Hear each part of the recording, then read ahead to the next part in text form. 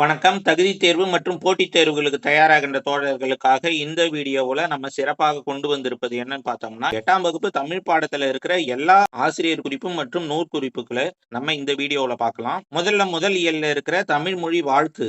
இத பார்த்தீங்கன்னா பாரதியார் எழுதியிருக்கிறாரு. பாரதியாரோட முழு பெயர் வந்து சி. சுப்பிரமணிய பாரதியார். இவர் மகாகவி என்று அழைக்கப்படுகிறார். உங்களுக்கு தெரியும். இவருடைய நூல்கள் தான் ரொம்ப முக்கியமானது. கண்ணன் பாட்டு, குயில் பாட்டு, பாப்பா பாட்டு, பாஞ்சாலி சபதம், புதிய ஆத்திச்சூடி ஆகியவை இவரோட கவிதை நூல்கள். தராசு, சந்திரகாதை ஆகிய உரைநடை நூல்களையும் பாரதியார் எழுதியிருக்கிறாரு. இவர் பணியாற்றிய மற்றும் நடத்திய இதழ்கள் பார்த்தீங்கன்னா சுதேசி மித்திரன், இந்தியா, விஜயா, பாலபாரதம். இவருடைய சிறப்பு பெயர்கள் பார்த்தீங்கன்னா ஏற்கனவே நமக்கு தெரிஞ்ச மாதிரி மகாகவி அப்படின்னு அழைக்கிறோம். அது இல்லாத சிந்துக்கு தந்தை, செந்தமிழ் தேனி, புதிய அறம் பாட வந்த அறிஞர், மரம் பாட வந்த மறவன், இப்படி எல்லாம் பாரதியார சிறப்பு பெயர் கொண்டு அழைத்தவர் யாருன்னு பாத்தீங்கன்னா பாரதிதாசன்.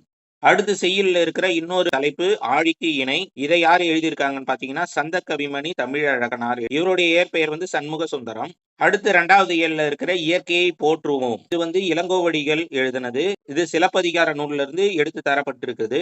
சிலப்பதிகாரத்துக்கான சிறப்புகள் என்னன்னு பார்த்தோம்னா, இது வந்து தமிழில் தோன்றிய முதல் காப்பியம். இதுக்கு வேற சிறப்பு பெயர்கள் பார்த்தீங்கன்னா முத்தமிழ் காப்பியம், குடிமக்கள் காப்பியம் என்றெல்லாம் சிலப்பதிகாரம் அழைக்கப்படுகிறது. அடுத்து பட்டமரம் அப்படின்னு ஒரு செய்யுள் இருக்குது. இதை வந்து யார் எழுதியிருக்கிறாருன்னு பார்த்தீங்கன்னா தமிழ் ஒளி அவர் எழுதியிருக்கிறாரு. இவர் வந்து பாரதிதாசனின் மாணவர். இவருடைய படைப்புகள் பார்த்தீங்கன்னா நிலை பெற்ற சிலை, வீராயி, கவிஞனின் காதல், மாதவி காவியம் ஆகிய நூல்களை தமிழ் ஒளி எழுதியிருக்கிறாரு. நம்ம அடுத்து பார்க்க போற தலைப்பு வந்து பாடறிந்து ஒழுகுதல். இது வந்து நல்லந்துவனார் எழுதியிருக்கிறாரு. கலித்தொகையிலிருந்து இந்த பாடல் எடுத்து தரப்பட்டிருக்குது. கலித்தொகை கலிப்பாவால் ஆனது. இது 150 பாடல்களை கொண்டது. நல்லாந்தவனார் வந்து நெய்தற்களியை இயற்றியிருக்கிறாரு. கலித்தொகையில 5 விதமான களிகள் இருக்கிறது. குறிஞ்சிக்களி, முல்லைக்களி, மருதக்களி, நெய்தற்களி, பாலைக்களி. இதுல நெய்தற்களியை வந்து இயற்றியது யாருன்னு பார்த்தோம்னா நல்லாந்தவனார். அது மட்டும் இல்லாம கலித்தொகை நூல்களை தொகுத்தவரும் நல்லாந்தவனார் தான். இதை நல்லா நம்ம ஞாபகம் வச்சுக்கணும். அடுத்து புத்தியை தீட்டு அப்படின்னு சொல்லிட்டு ஒரு பாடல் இருக்குது. இது வந்து ஒரு திரைப்பட பாடல். இதை வந்து எழுதியது திரைப்பட பாடலாசிரியர் ஆலங்குடி சோமு அப்படின்றவரு இந்த பாட்டை எழுதியிருக்கிறாரு. அடுத்து பல்துறை கல்வின்னு சொல்லிட்டு ஒரு உரைநடை பகுதி இருக்குது. இதை யார் எழுதியிருக்கிறாருன்னா உங்களுக்கு தெரியும். தமிழ் தென்றல் என்று அழைக்கப்படுகிற திரு வி க அவர் தான் எழுதியிருக்கிறாரு. இவருடைய இயற்பெயர் வந்து திருவாரூர் விருதாசலம் கல்யாண சுந்தரனார்.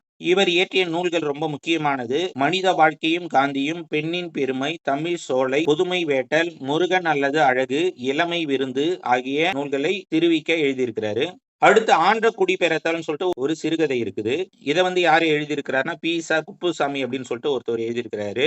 இவர் யாருன்னு பார்த்தோம்னா ஒரு பள்ளி தலைமை ஆசிரியரா இருந்து ஓய்வு பெற்றவர். இவர் எழுதிய சில நூல்கள் பாத்தீங்கன்னா ஜெயகாந்தனோடு பல்லாண்டு, ஓர் ஆரம்ப பள்ளி ஆசிரியரின் குறிப்புகள் ஆகிய நூல்களை குப்புசாமி ஆசிரியர் எழுதியிருக்கிறாரு.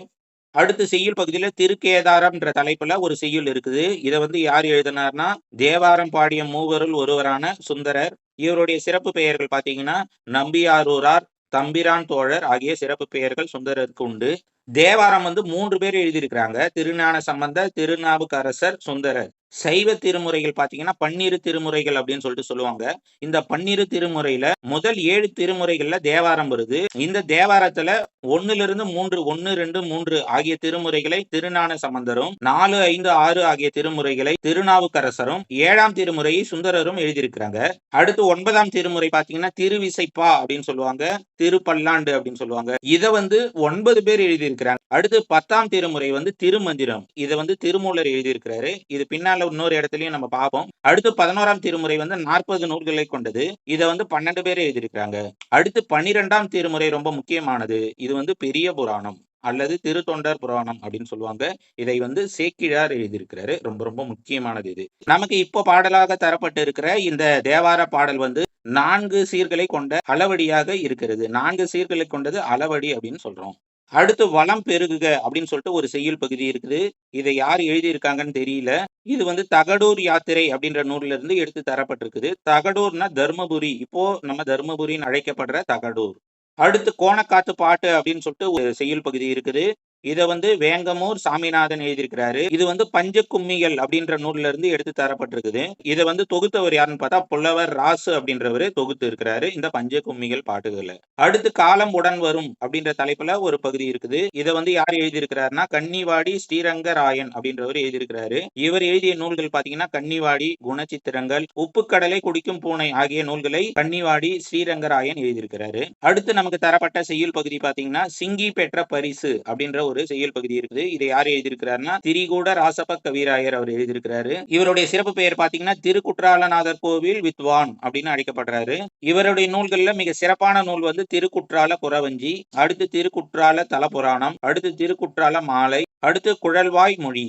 அடுத்த பகுதி ஒருவன் இருக்கிறான்ற தலைப்புல இருக்குது. இதை வந்து யார் எழுதி இருக்கிறாருன்னா கு அழகிரிசாமி அப்படின்றவர் எழுதி இருக்கிறாரு. இவர் பணியாற்றிய இதழ்கள் பாத்தீங்கன்னா பிரசண்ட விகடன், சக்தி, தமிழேசன் ஆகிய இதழ்களில் இவர் பணியாற்றி இருக்கிறாரு. இவர் எழுதிய நூல்கள் பாத்தீங்கன்னா புது வீடு புது உலகம், மூன்று பிள்ளைகள், கவி சக்கரவர்த்தி ஆகிய நூல்களை எழுதியிருக்கிறாரு. அடுத்து ஒன்றே குலம்ன்ற செய்யுள் பகுதியை வந்து யார் எழுதியிருக்கிறாருன்னு பாத்தீங்கன்னா திருமூலர் எழுதியிருக்கிறாரு. திருமூலர் வந்து திருமந்திரத்தை எழுதியவர். நம்ம ஏற்கனவே பார்த்தோம். திருமந்திரம் வந்து 12 திருமுறைகளில் 10ஆம் திருமுறையாக இருப்பது. இது வந்து தமிழ் 3000 அப்படின்னும் அழைக்கப்படுது. ஏன்னா இது வந்து 3000 பாடல்களை கொண்டது. இதை எழுதியவர் திருமூலர். திருமூலர் வந்து 63 நாயன்மார்களுள் ஒருவர். அது மட்டும் இல்லாமல் 18 சித்தர்களுள் ஒருவர். அடுத்த தலைப்பு மெஞ்ஞான ஒளி. இதை எழுதியவர் வந்து குணங்குடி மஸ்தான் சாஹிப் அப்படின்றவர் எழுதியிருக்கிறாரு. இவருடைய இயற்பெயர் வந்து சுல்தான் அப்துல் காதர். இவர் இயற்றிய நூல்கள் பாத்தீங்கன்னா எக்கால கண்ணி, மனோன்மணி கண்ணி, நந்தீசுர கண்ணி ஆகிய நூல்களை எழுதியிருக்கிறாரு. இந்த கண்ணின்னு வர எல்லா நூல்களையும் எழுதியவர் குணங்குடி மஸ்தான் சாஹிப். அடுத்து அயோத்திதாசரை பத்தி ஒரு உரைநடை பகுதி இருக்குது. அதுல வந்து இருக்கிற உங்களுக்கு தெரியுமா பகுதியில அவர் எழுதிய நூல்கள் பத்தி இருக்குது. அதுல பாத்தீங்கன்னா புத்தரது ஆதிவேதம், புத்தர் சரித்திரப்பா, இந்திரர் தேச சரித்திரம், விவாக விளக்கம் ஆகிய நூல்களை அயோத்திதாசர் எழுதியிருக்கிறாரு. அடுத்து மனித எந்திரம் அப்படின்னு சொல்லிட்டு ஒரு சிறுகதை இருக்குது. சிறுகதை மன்னன் என்று அழைக்கப்படுகிற புதுமை பித்தன் தான் இந்த சிறுகதை எழுதியிருக்கிறாரு. இவர் வந்து விருத்தாசலம் அப்படின்ற இயற்பெயரை கொண்டவர். இவர் எழுதிய சிறுகதைகள் பாத்தீங்கன்னா கடவுளும் கந்தசாமி பிள்ளையும், சாப விமோச்சனம், பொன்னகரம், ஒரு நாள் கழிந்தது ஆகிய சிறுகதைகளை எழுதி புகழ்பெற்ற ஒரு சிறுகதை எழுத்தாளர் புதுமை பித்தன், சிறுகதை மன்னன். நம்ம அடுத்து பார்க்க போற செய்யுள் தலைப்பு வந்து நோயும் மருந்தும். இது வந்து நீலகேசி அப்படின்ற நூலிலிருந்து எடுத்து தரப்பட்டிருக்கிறது. நீலகேசி வந்து ஐஞ்சிறு காப்பியங்களுள் ஒன்று. இது வந்து 10 சருக்கங்களை கொண்டது. இதன் ஆசிரியர் பெயர் தெரியவில்லை. அடுத்து பால்மணம் சொல்லிட்டு ஒரு கதை பகுதி இருக்குது. இதை வந்து ராஜலட்சுமி அப்படின்றவங்க எழுதியிருக்கிறாங்க. இவங்க எழுதிய அன்னை பூமி அப்படின்ற நூலுக்காக தமிழக அரசின் விருதை வாங்கி இருக்கிறாங்க. அடுத்து தமிழ் பல்கலைக்கழகத்தின் அன்னை விருதையும் இவங்க வாங்கி இருக்கிறாங்க. இவங்க எழுதிய நூல்கள் வந்து உயிர் அமுதாய், அன்பின் சிதறல், நிலாக்கால நட்சத்திரங்கள், மீதமிருக்கும் சொற்கள் ஆகிய நூல்களை ராஜலட்சுமி எழுதியிருக்கிறாங்க. இவ்வளவுதாங்க 8ஆம் வகுப்பு தமிழ் பாடத்துல இருக்கிற நூற்குறிப்பு மற்றும் ஆசிரியர் குறிப்புகள்.